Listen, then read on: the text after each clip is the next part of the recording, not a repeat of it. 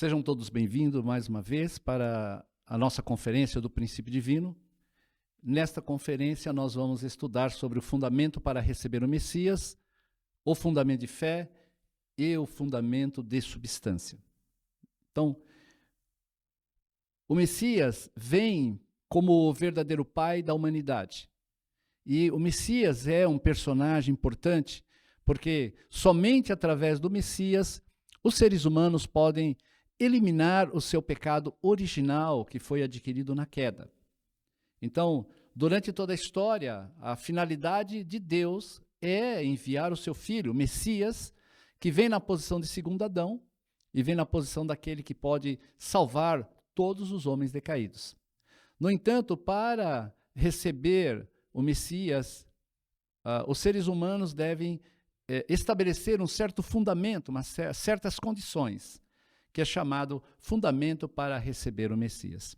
Então, que espécie de condição de indenização deve ser estabelecida para que os homens decaídos possam fazer o fundamento para receber o Messias? Então, para podermos responder a essa questão, devemos primeiro saber de que modo Adão deveria ter realizado a finalidade da criação e de que modo Adão falhou nesse ponto, falhou em cumprir a finalidade da criação. Então, a condição de indenização deve ser estabelecida por meio de um processo que venha a inverter o processo pelo qual Adão perdeu a sua posição e o seu estado original. Então, para receber o Messias, devemos conhecer, primeiramente, como Adão falhou em cumprir a finalidade da criação. Então, originalmente, Adão, para realizar a finalidade da criação, precisava estabelecer duas condições. Ele precisava estabelecer, primeiro, o fundamento de fé, e depois ele deveria estabelecer o fundamento de substância. Primeiramente, o fundamento de fé deveria ser realizado tendo o próprio Adão como uma figura central, e a condição para se estabelecer esse fundamento era obedecer rigorosamente o mandamento dado por Deus, de não comer o fruto da árvore do conhecimento do bem e do mal. Então, dessa forma, Adão deveria ter passado pelos 3 estágios ordenados do período de crescimento, obedecendo o mandamento, e esse teria sido o período matemático de tempo que Adão deveria cumprir, né, no seu fundamento de fé. A segunda condição que Adão deveria fazer era o fundamento de substância. Adão deveria, então, estabelecer, depois do fundamento de fé, sobre o fundamento de fé, deveria estabelecer esse fundamento de substância. Adão entraria no domínio direto de Deus, formando um só corpo com Deus, e ele se tornaria a perfeita encarnação da palavra, né? Então, com o caráter perfeito, Adão estaria cumprindo a primeira bênção de Deus, que é a bênção do aperfeiçoamento.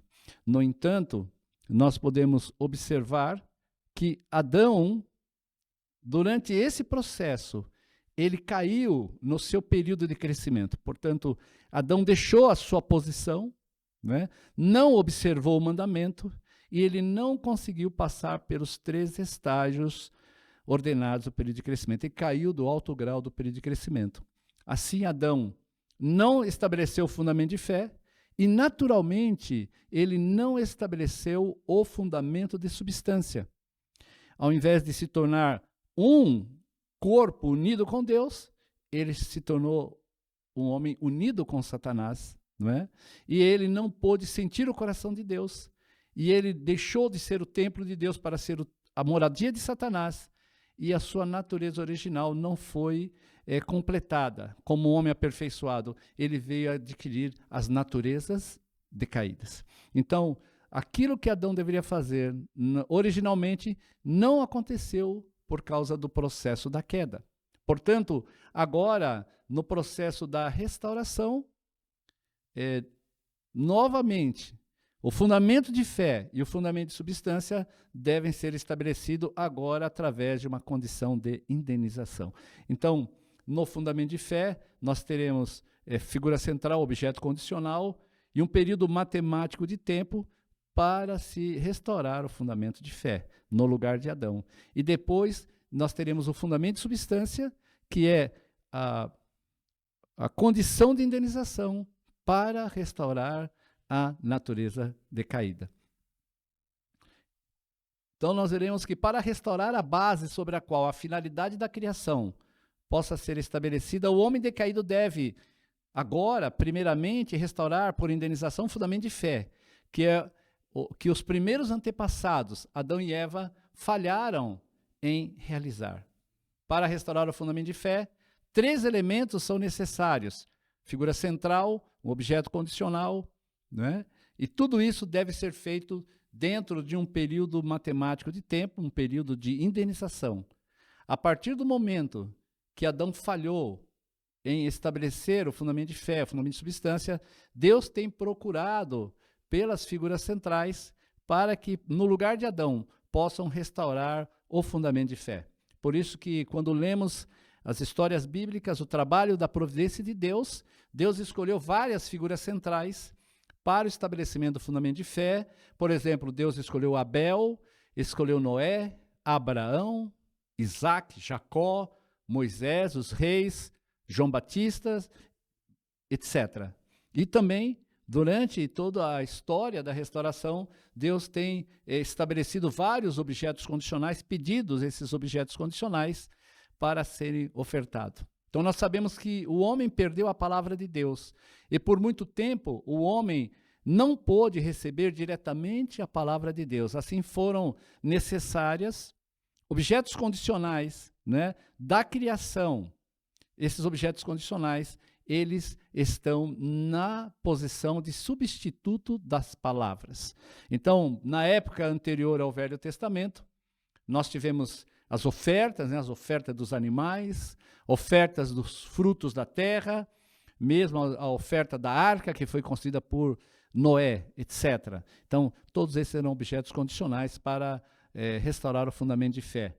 E no Antigo Testamento, a palavra da lei, não é? A arca da aliança, o templo e várias figuras centrais, etc., foram os objetos condicionais para o fundamento de fé.